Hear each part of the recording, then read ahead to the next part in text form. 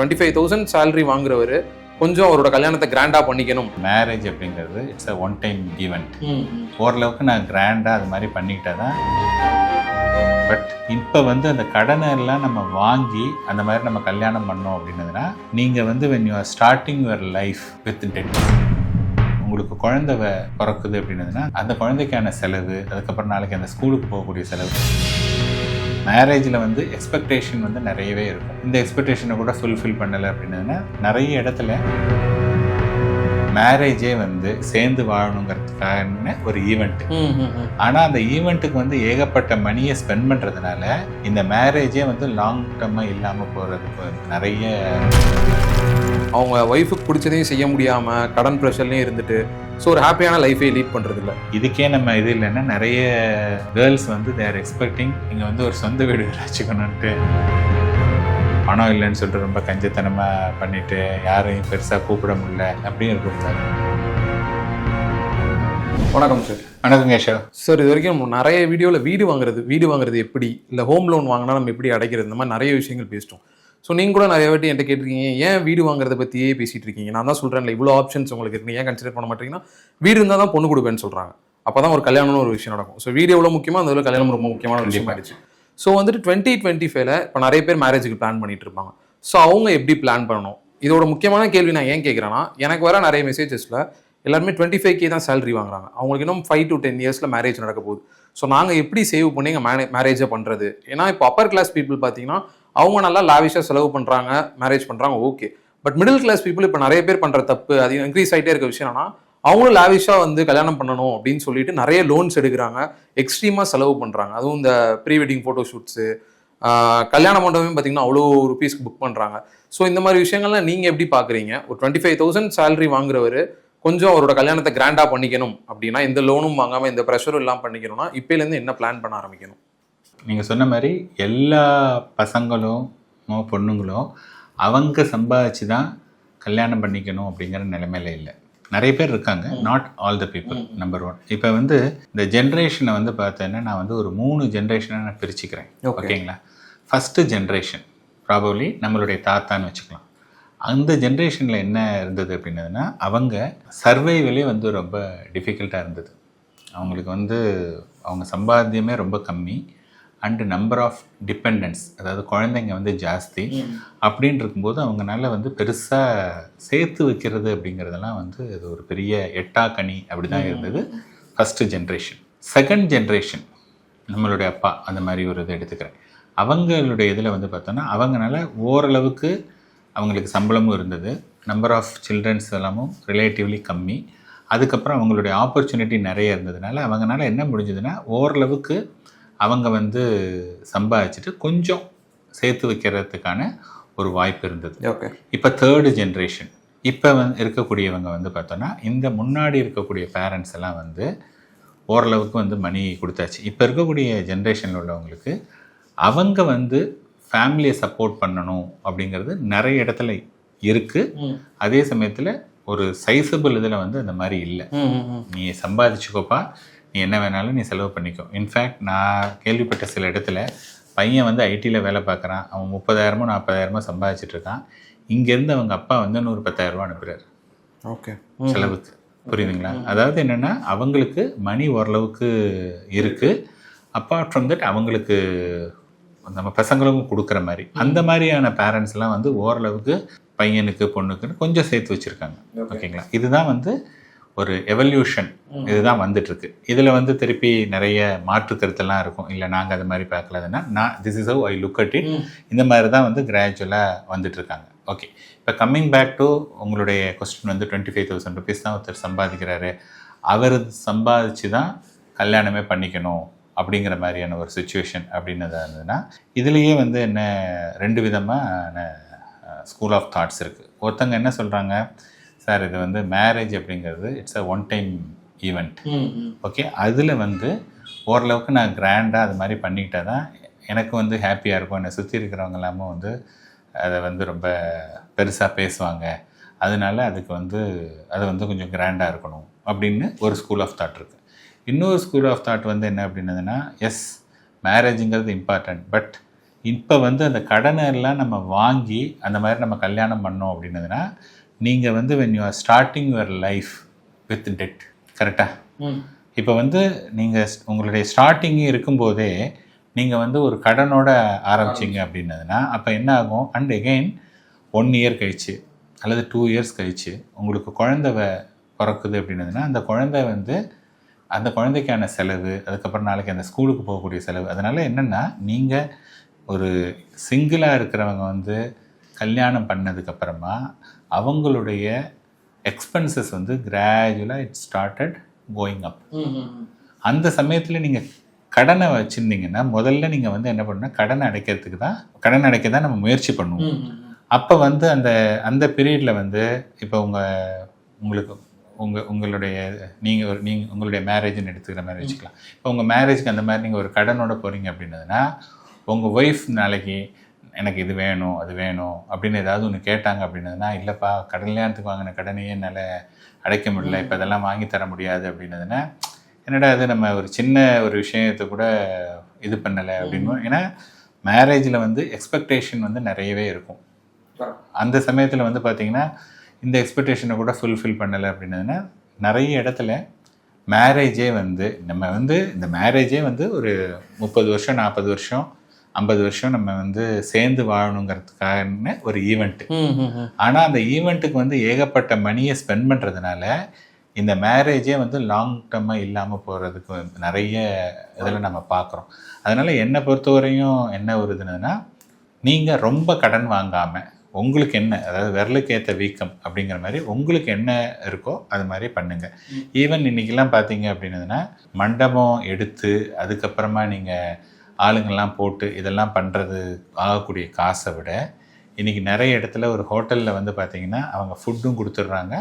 அதே சமயத்தில் வந்து ஃபுட்டுக்கு மட்டும் சார்ஜ் பண்ணுவாங்க. அந்த ஹால் இதெல்லாம் வந்து ஃப்ரீயாக கொடுத்துட்றாங்க. ஃபுட்டு வந்து ரிலேட்டிவ்லி காஸ்ட்லி, பட் இருந்தால் கூட வந்து still it works out cheaper. அந்த மாதிரி நீங்கள் பார்த்தீங்கன்னா அப்போ வந்து நீங்கள் இன்னும் கொஞ்சம் கிராண்டாகவே பண்ணலாம். ஸோ உங்கள்கிட்ட மணி ரொம்ப கம்மியாக இருக்குது அப்படின்னதுன்னா ரொம்ப மேரேஜை வந்து ஒரு சின்ன ஹால் மாதிரி எடுத்து அதில் பண்ணிவிட்டு ரிசப்ஷனை மட்டும் நீங்கள் வந்து யூ கேன் கிவ் இட்னு ஒரு பெரிய இதில் வந்து நீங்கள் ரிசப்ஷன் வந்து பண்ணலாம். அதனால் கடன் வந்து ரொம்ப நீங்கள் வாங்கினீங்க அப்படின்னதுன்னா அதுக்கப்புறம் மேரேஜ் லைஃப் வந்து இன்னும் கொஞ்சம் மிசரபுளாக இருக்கும். அதனால் கடனை கம்மி பண்ணிவிட்டு எவ்வளோக்கு எவ்வளோ ரொம்ப கம்மியாக பண்ணணுமோ அது மாதிரி எடுத்துகிட்டு பண்ணிங்கன்னா பெட்டராக இருக்கும். ஓகே சார், இப்போ நீங்கள் கரெக்டாக சொன்னீங்க. இந்த மாதிரி கடன் வாங்கி மேரேஜுக்கு அப்புறம் வர இயர்ஸ் பார்த்தீங்கன்னா ரொம்ப ஒரு மாதிரி இருக்கும். ஏன்னா நான் ரியல் லைஃப் எக்ஸாம்பிள் நிறைய பேரை பார்த்துருக்கேன். அவங்க வந்துட்டு அவங்க ஒய்ஃபுக்கு பிடிச்சதையும் செய்ய முடியாமல் கடன் ப்ரெஷர்லேயும் இருந்துட்டு ஸோ ஒரு ஹாப்பியான லைஃபே லீட் பண்ணுறது இல்லை. இப்போ என்னோட இன்னொரு கேள்வி என்னன்னா சார், இப்போது நம்மளோட சேனல் பேரே பட்ஜெட் பத்மநாபன் தான். ஸோ வந்து நீங்கள் மந்த்லி பட்ஜெட்ஸ்லாம் எப்படி போகணுன்றதை பர்ஃபெக்டாக சொல்லியிருக்கீங்க, மேரேஜ் பட்ஜெட்டும் சொல்லியிருக்கேன். இருந்தாலும் இந்த வீடியோ முழுக்க மேரேஜ் சம்மந்தப்பட்டது அப்படின்னால ஒரு மேரேஜ் பட்ஜெட் அப்படின்ற வரப்போ எந்த விஷயத்தை நம்ம முக்கியமாக கன்சிடர் பண்ணணும், இவ்வளோ தான் நம்ம கன்சிடர் பண்ணணும், அதுக்கு மேலே வர்றது நம்மளோட என்ன சொல்கிறது சார் அதிகபட்சமான ஆசைகள்லாம் நம்ம ஆட் பண்ணிக்கலாம். ஓகே, பட் நியாயமாக இவ்வளோ தான் இருக்கணும் ஒரு மேரேஜ் பட்ஜெட்டில் அப்படின்னா என்னென்ன சார் இருக்கணும்? ஏன்னா இப்போ ஒரு இன்ஃப்ளேஷன் ரேட்டை வச்சு பார்க்குறப்போ இப்போ நீங்களே நம்ம முன்னாடி ஒரு வீடியோவில் பேசியிருந்தோம். இப்போ நீங்கள் கோடீஸ்வரன் ஆகிறப்போ நிறைய பேர் இந்த வேல்யூ எடுத்துகிட்டு வரீங்க, அந்த டைமில் இது இவ்வளோ கம்மியாகுது அப்படின்னு சொல்லி. ஸோ இன்ஃப்ளேஷன் ரேட்டை நம்ம கண்டிப்பாக மனசில் வச்சுட்டு தான் பட்ஜெட்டுன்ற ஒன்று போடணும். ஸோ அப்படின்றப்போ மேரேஜ் பட்ஜெட் எப்படி சார் போடணும் இன்ஃப்ளேஷன் ரேட்டை வச்சு? இது வந்து ரொம்ப சப்ஜெக்டிவான ஒரு விஷயம். ஓகே, இப்போ நான் அதே இது வந்து நார்மல் ஃபேமிலி இது அப்படின்னதுன்னா இதில் இவ்வளோ தான் பண்ணலாம் அப்படிங்கிற மாதிரி சொல்லலாம். பட் ஸ்டில் நீங்கள் வந்து கேட்டதுனால நான் அதை சொல்கிறேன். ஏன்னா மேரேஜ் வந்து இட்ஸ் இஸ் மோர் சப்ஜெக்டிவ். ஒரு ரொம்ப சாதாரண பர்சன் கூட பயங்கரமாக செலவு பண்ணணும்னு நினைப்பாங்க. சில ரொம்ப பணக்காரங்க கூட இல்லைப்பா அது வந்து ரொம்ப இது பண்ணுறதுக்கு பதிலாக நான் வந்து ஒரு கோவில்லையோ அல்லது ஏதோ ஒரு மாதிரி சிம்பிளாக பண்ணிவிட்டு நான் அதை வந்து வேறு யாருக்காவது நான் அந்த செலவை வந்து I am doing some charity அப்படின்னு சில பேர் இருக்காங்க. ஓகேங்களா? அதனால் இட்ஸ் வெரி டிஃபிகல்ட் டு இது. பட் அகெயின் நீங்கள் அதை கேட்டதுனால இப்போ நான் என்ன சொல்ல வரேன்னா இன்றைக்கி வந்து ஒரு மேரேஜ் அப்படிங்கும்போது மினிமம் வந்து 2 சைடு பையன் பொண்ணு சைடில் வந்து ஒரு 200 இன்விடேஷனுங்கிறது வந்து ரொம்ப ரொம்ப கம்மியான 200 பேர் கூப்பிடுறதுங்கிறது ரொம்ப கம்மியான இது. 200 பேர் கூட இல்லாமல் கல்யாணம் பண்ணுறதுங்கிறது ரொம்ப கடினமான ஒரு விஷயம். இப்போ 200 பேர் அப்படின்னு சொன்னதாக இருந்ததுன்னா நம்ம வந்து அட்லீஸ்ட் ஒரு வேளை நம்ம வந்து நல்ல ஃபுட்டு கொடுக்கணும். புரியுதுங்களா? ஒரு வேளை ஃபுட்டு வந்து ஒரு ஆவரேஜ் அப்படின்னு பார்த்தாலே இன்றைக்கி வந்து ஒரு 500 ரூபாய்க்கு குறையாம நமக்கு வந்து சாப்பாடு போட முடியாது. அப்போ 200 × 500 அப்படின்னு சொன்னோன்னா 1,00,000 ரூபாய் மினிமம் சாப்பாட்டுக்கு மட்டும் ஓகே நமக்கு வந்து தேவைப்படுது.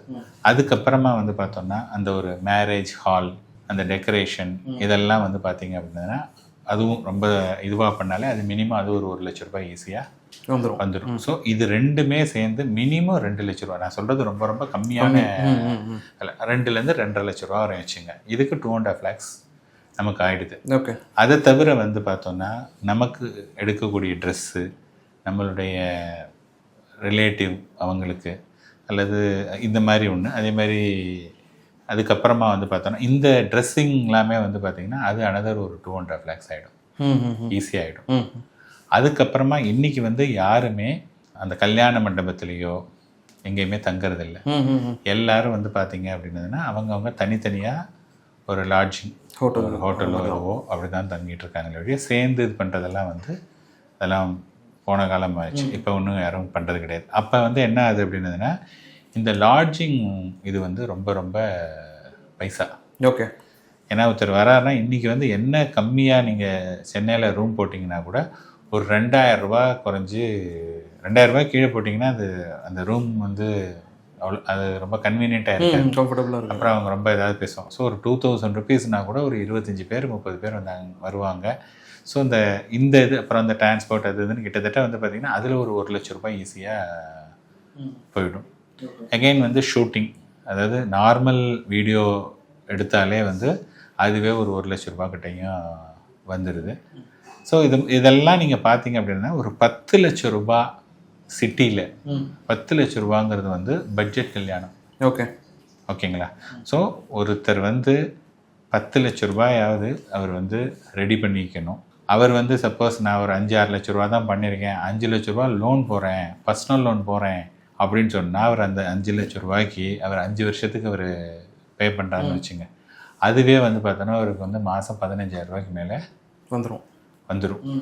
ஸோ 15,000 ரூபா ஸ்ட்ரெயிட்டாகவே போகிறது அப்படின்னதுன்னா அது ரொம்ப ரொம்ப காஸ்ட்லியான ஒரு விஷயம். ஸோ என்னை பொறுத்தவரையும் இந்த 10 lakhsங்கிறது ஒரு பட்ஜெட்டு, அதுக்கு கீழே பண்ணுறதுங்கிறது ரொம்ப ரொம்ப கஷ்டமான ஒரு விஷயம்.